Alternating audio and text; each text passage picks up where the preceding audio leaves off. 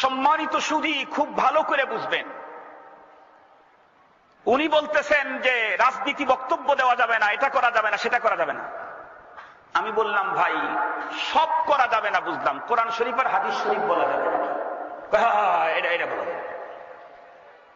আমি বললাম তাইলে তো আর কোনো সমস্যাই নাই, আমি তো কোরআন শরীফ আর হাদিস শরীফই বলবো, বাইরে কিছু বলবো না। আজকেও কোরআন শরীফ আর হাদিস শরীফই বলবো, প্রাসঙ্গিক কোরআন এবং হাদিসের বুঝার যা তাই বলবো, বাইরের কিছু বলবো না।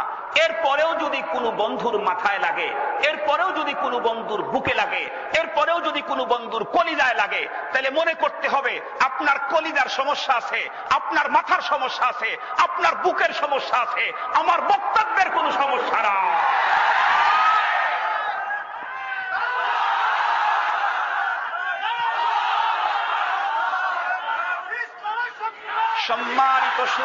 সম্মানিত সুধী, কথাগুলা ভালো করে বুঝবেন। সমস্যা হইল আপনার আর চিকিৎসা করবেন বক্তার, তা হতে পারে না। আমাকে তো কোরআন বলার অনুমতি দিয়েছেন, আমাকে তো হাদিস বলার অনুমতি দিয়েছেন, আমি কোরআনই বলবো, হাদিসই বলবো, তারপরেও যদি আপনার গায়ে লাগে আপনার গায়ের চিকিৎসা করেন। সম্মানিত সুধী, এটা হলো বক্তৃতা শোনার এটিএস। চেনেন আপনারা? এতে যদি কারো কেটে যায়, লোহাতে যদি কারো কেটে যায়, মূল চিকিৎসার আগে এটিএস দিতে হবে যাতে সেফটি না ধরে।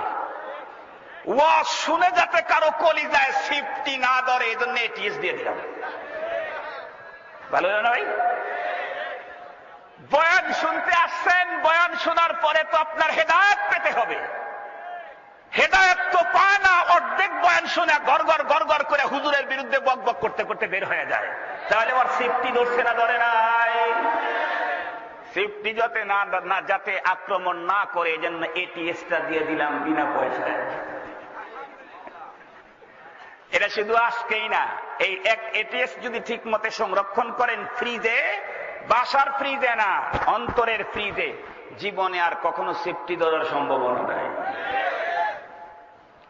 সম্মানিত সুধী, এবারে আসুন আল্লাহ পাকের কালামে কি বলতেছে, কারো পক্ষে যায় না বিপক্ষে যায়। আজকে আমার আলোচনাতে যা আছে কারো পক্ষে বিপক্ষের কিছু নাই, সব পক্ষের কথা। কারণ আল্লাহ পাক এইখানে ঈমানদারদের কিছু বাড়তি সুবিধার কথা বর্ণনা করেছেন।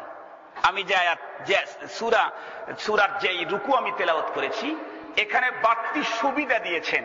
সুবিধা যদি যে কেউ দেয় সেই তো প্রশংসিত হয়, যখন মনের বিরুদ্ধে যায় তখন না সমস্যা দেখা দেয়, তাই না?